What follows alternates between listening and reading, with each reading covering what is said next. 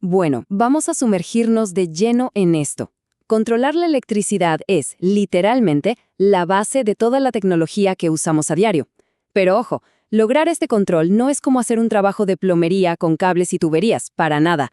Requiere que bajemos al nivel más fundamental de la materia, ahí donde las reglas clásicas que conocemos simplemente dejan de funcionar, y la mecánica cuántica toma el volante. A lo largo de este análisis vamos a desglosar muy a detalle cómo unas matemáticas microscópicas súper abstractas construyen los bloques físicos de absolutamente toda la electrónica que nos rodea. Y para que el viaje sea súper claro, tenemos un mapa cognitivo bien definido. Empezaremos con la probabilidad cuántica de electrones, luego pasaremos a los muecos y la acción de masas. Después veremos el caos de la unión, el equilibrio del nivel de Fermi, la ecuación de la barrera y finalmente la cereza del pastel, la ecuación universal del diodo. Muy bien, arranquemos con la primera sección, la probabilidad cuántica de los electrones. Para construir este conocimiento desde los cimientos, la primera pieza clave es examinar cómo se comportan los portadores de carga dentro de un cristal semiconductor. Hay que tener clarísimo que dentro de un cristal de silicio, los electrones no andan por ahí acomodándose al azar como si fuera una fiesta sin reglas, no. Están gobernados por leyes cuánticas súper estrictas. Tenemos el principio de exclusión de Pauli, que actúa como un acomodador de teatro extremadamente exigente. Dos electrones jamás pueden ocupar exactamente el mismo estado cuántico al mismo tiempo. Pensemos en esto como los peldaños de una escalera.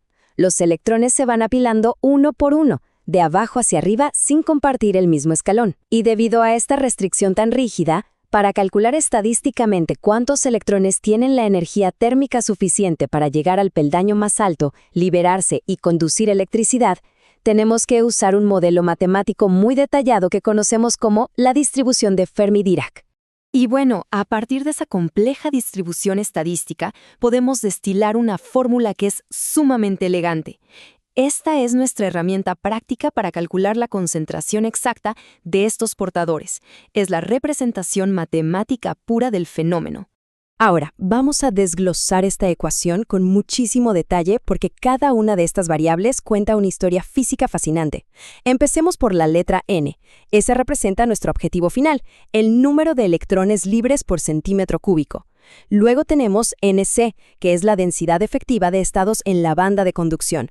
En el silicio, a temperatura ambiente, este número es una verdadera locura. Hablamos de aproximadamente 2.8 por 10 a la 19, una cifra colosal. Después pasamos al exponente negativo, que honestamente es el verdadero motor de toda esta fórmula. En el numerador, EC menos EF, tenemos la distancia energética crítica. Es la distancia desde el borde inferior de la banda de conducción hasta ese nivel de referencia cuántico que llamamos nivel de Fermi. Imaginemos esto como un obstáculo físico, digamos la altura de un muro que el electrón tiene que saltar sí o sí. Y todo esto se divide por kBT, que básicamente es la energía térmica disponible en el ambiente, o sea, el combustible. Si tomamos ese obstáculo energético y lo dividimos entre el combustible térmico dentro de un exponente negativo, las matemáticas nos dan la probabilidad exacta de que un electrón logre dar el gran salto a la banda de conducción. Ahora, lo que resulta realmente interesante de esta relación matemática es lo que pasa cuando alteramos el material. Si introducimos impurezas químicas específicas, digamos fósforo, para crear un material tipo N, el nivel de Fermi sube hacia la banda de conducción. Y al subir, esa distancia energética, ese muro del que hablábamos en el numerador, se vuelve físicamente más pequeño. Matemáticamente hablando, al reducir drásticamente el valor de un exponente negativo, el resultado es que el número de electrones libres, N, crece de manera completamente exponencial. Es brutal. Un pequeñísimo ajuste químico en el nivel de energía genera en un instante una avalancha de miles de millones de electrones conductores listos para fluir. Pasemos a la sección 2, huecos y la ley de acción de masas. Pero ojo, los electrones son solo la mitad de la historia. Para tener un modelo matemático que sea completo y funcional, tenemos que incorporar la contraparte conceptual de los electrones, los huecos. Al analizar la ecuación de ingeniería para los huecos, que designamos con la letra P, salta a la vista que tiene una similitud estructural asombrosa con la ecuación anterior, pero operando en la banda opuesta. Aquí usamos NV, la densidad de estados en la banda de valencia, y fíjense muy bien en el exponente. Este calcula la distancia energética desde el nivel de Fermi hacia abajo, restando la energía de la banda de valencia al nivel de Fermi. Esto es absolutamente crucial porque los huecos representan la ausencia de electrones y, por lo tanto, sus probabilidades energéticas se tienen que medir en el extremo opuesto del espectro atómico. Esta comparación estructural nos revela el hermoso equilibrio de este sistema térmico. Mientras que los electrones necesitan que el nivel de Fermi suba hacia la banda de conducción para multiplicarse, los huecos operan exactamente al revés. En un material tipo P, dopado químicamente con boro, por ejemplo, el nivel de Fermi cae hacia la banda de valencia. La distancia energética medida hacia abajo disminuye, y entonces es la cantidad de huecos la que experimenta un pico masivo. Es una balanza cuántica perfecta, dictada exactamente por la misma lógica de probabilidades, y es precisamente esta naturaleza de balanza la que nos lleva a un concepto increíble, el equilibrio universal, que formalmente conocemos como la ley de acción de masas. Presten atención a este detalle matemático que es majestuoso. Si tomamos la ecuación detallada de los electrones y la multiplicamos por la de los huecos, el nivel de Fermi, al tener signo positivo en un exponente y negativo en el otro, simplemente se cancela por completo al sumar las bases. Desaparece de la fórmula. El resultado indiscutible es que el producto de n por p siempre, pero siempre, es igual a ni al cuadrado, que es la concentración intrínseca pura. Básicamente, esto nos dice que ni al cuadrado es una constante matemática universal para una temperatura dada. No importa cuánto alteremos químicamente el semiconductor en el laboratorio o cuántas impurezas metamos para subir los electrones 1000 veces, los huecos van a disminuir obligatoriamente en esa misma proporción exacta. La naturaleza es sabia y exige un equilibrio térmico absoluto e inquebrantable en todo momento. Lo que nos lleva a la sección 3, el caos de la unión. Ya con estas bases matemáticas súper sólidas sobre materiales aislados, es hora de ver el violento fenómeno físico que ocurre en el milisegundo exacto en que un material P y un material N se tocan. El punto crucial aquí es entender la cronología de este caos inicial. En el instante de la unión, se genera un desequilibrio brutal en la frontera. De un lado tenemos una abundancia masiva de electrones libres, y del otro lado sobran huecos. Y como la física detesta el desequilibrio, se desata una difusión masiva. Los electrones libres saltan desesperadamente la frontera hacia el lado P, y los huecos hacia el lado N.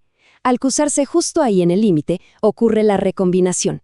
El electrón libre cae en el espacio vacío del hueco, emite un pequeño pulso de energía térmica y ambos portadores dejan de existir como entidades libres, cancelándose mutuamente.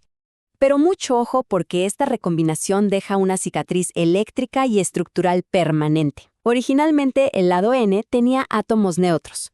Bueno, al perder esos electrones libres que se fueron en la difusión, esos átomos se vuelven iones con carga positiva. Y este es el detalle fundamental que hay que entender. Esos iones positivos ahora están anclados físicamente a la red cristalina de silicio. No se pueden mover por nada del mundo. Y del otro lado pasa lo mismo. Los átomos del lado P ganan esos electrones y se convierten en iones negativos fijos. Todo esto da lugar al nacimiento de lo que llamamos la región de agotamiento. Imaginemos una zona central completamente barrida de portadores móviles donde solo queda un gigantesco muro estático de carga iónica.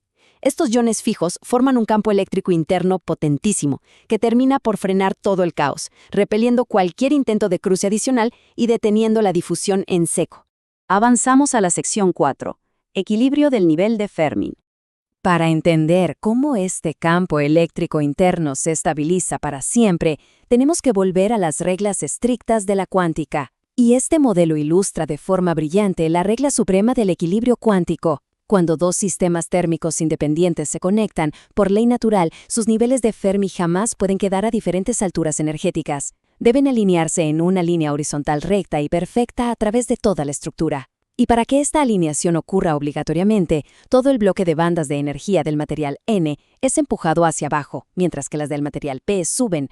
Físicamente, esto dibuja una especie de rampa energética en la zona de unión. ¿Y qué significa esto para un pobre electrón libre? Pues que de repente tiene una colina enfrente. Para cruzar, ya no puede ir flotando tranquilo. Ahora necesita una cantidad de energía cinética pero muy específica para lograr escalar y vencer esa rampa. Llegamos a la sección 5, la ecuación de la barrera. Esa rampa de energía que se acaba de formar no es un simple concepto abstracto, es un muro físico real creado por los iones y está bloqueando activamente el paso de la electricidad. Y como todo en la ingeniería de semiconductores, su tamaño exacto se puede calcular matemáticamente. Aquí es donde entra la ecuación de la barrera de potencial, a la que llamamos V sub 0. Esta es la expresión precisa que nos dice exactamente qué tan alto es ese muro de voltaje interno. Vamos a desempacar estas variables porque revelan un comportamiento electromagnético fascinante. El voltaje de la barrera, V sub 0, sale de multiplicar el voltaje térmico, V_T, que a temperatura ambiente es una cosita de nada, unos 25.9 milivoltios. Pero este minúsculo factor térmico se multiplica por una función matemática clave, el logaritmo natural. Dentro de ese logaritmo, multiplicamos Na y Nd, que son las concentraciones exactas de impurezas que inyectamos en la fábrica, y lo dividimos entre la concentración intrínseca al cuadrado. Lo que esta fórmula nos demuestra de manera espectacular, gracias al logaritmo natural, es la ley de rendimientos decrecientes del dopaje. Para lograr que ese muro interno suba tan solo un poquitito más, tenemos que inyectar cantidades exponencialmente más grandes de químicos. El muro crece súper rápido al principio, pero luego se vuelve un dolor de cabeza seguir subiéndolo conforme el silicio se satura de impurezas. Es un detalle matemático bellísimo con un impacto gigante en la realidad. Y aquí viene lo mejor. Cuando metemos los números estándar de la industria comercial del silicio a temperatura ambiente dentro de ese logaritmo, el resultado aterriza inevitablemente en un número mágico, un valor físico súper concreto que es la piedra angular de toda la electrónica, 0.7 voltios. Esa es, con exactitud, la altura de nuestro muro de potencial. Ese es el peaje ineludible que cualquier portador de carga tiene que pagar si quiere cruzar al otro lado. Y por fin, la sección 6, la ecuación universal del diodo. Ahora que sabemos exactamente cuánto mide la barrera interna que bloquea la energía, llegamos al paso decisivo: obligar a este cristal a hacer algo útil, a trabajar como un diodo real en el mundo exterior. Para lograrlo, aplicamos una polarización directa. Físicamente, esto significa agarrar una batería, conectar el lado positivo al material P y el negativo al material N. De inmediato, esto genera un campo eléctrico externo que empuja con toda su fuerza en dirección contraria al campo eléctrico interno de los iones. Es una batalla campal, y el resultado es que el muro, literalmente, empieza a encogerse. A la barrera original de V sub 0 le restamos el voltaje de nuestra batería. Y aquí está la magia. En el momento exactísimo en que superamos ese umbral de 0.7 voltios, derribamos el muro por completo. Al desaparecer la rampa, un océano masivo de electrones inunda la banda de conducción, desatando una corriente eléctrica monumental sin ningún tipo de restricción. Toda esta danza loquísima de probabilidades cuánticas, electrones saltando, equilibrios térmicos de Fermi y muros logarítmicos se condensa maravillosamente en una sola expresión matemática definitiva. Es la ecuación universal del diodo, formulada originalmente por el pionero William Shockley. Vamos a ver cómo esta belleza matemática define el comportamiento absoluto de nuestro componente. La corriente total I está determinada por IAS, que es una corriente de fuga residual minúscula. Hablamos de unos imperceptibles picoamperios. Pero el verdadero secreto, el mismísimo corazón de la electrónica analógica y digital, vive en el exponente de esta fórmula, el número de Euler elevado a una potencia muy específica. Ahí arriba estamos dividiendo el voltaje externo de la batería, B, entre un factor de idealidad N multiplicado por el voltaje térmico, que como dijimos es ínfimo, de apenas 0.0259 voltios. Hagamos un ejemplo numérico para que vean el poder de esto. Si le ponemos una batería de 0.8 voltios al diodo y dividimos eso entre el diminuto 0.026, el exponente nos da aproximadamente 30. El número de Euler elevado a la 30 da un resultado astronómicamente gigante, en el orden de los billones. Y como es exponencial, si subimos el voltaje un poquitito más, a 0.9, ese número masivo se vuelve a multiplicar por 50. Es una locura. Por esta precisa razón matemática, cuando superamos los 0.7 voltios, la corriente no sube despacito o en diagonal, se dispara violentamente hacia arriba en una línea casi vertical, permitiendo un flujo de energía absolutamente torrencial. Llegados a este punto, la gran pregunta es, ¿cómo estos umbrales matemáticos cuánticos tan microscópicos dictan en total silencio el rumbo de toda la informática moderna? Es alucinante pensar que una probabilidad cuántica y un umbral estricto de 0.7 voltios no son conceptos aburridos de laboratorio, para nada. Esos picos de corriente verticales de la ecuación de Shockley son exactamente la válvula que permite que miles de millones de transistores microscópicos en un procesador se enciendan y apaguen. Es el mecanismo físico que crea los ceros y unos lógicos de los datos digitales a velocidades de miles de millones de veces por segundo. Comprender a este nivel de detalle las matemáticas detrás de un simple diodo es tener en las manos la llave maestra para entender la arquitectura de cada supercomputadora, cada red de inteligencia artificial y cada celular del planeta. Es la prueba irrefutable y francamente hermosa de que las misteriosas matemáticas del mundo cuántico microscópico son las que gobiernan en su totalidad nuestro universo tecnológico macroscópico. ¿No les da curiosidad saber hasta dónde más nos pueden llevar estos principios?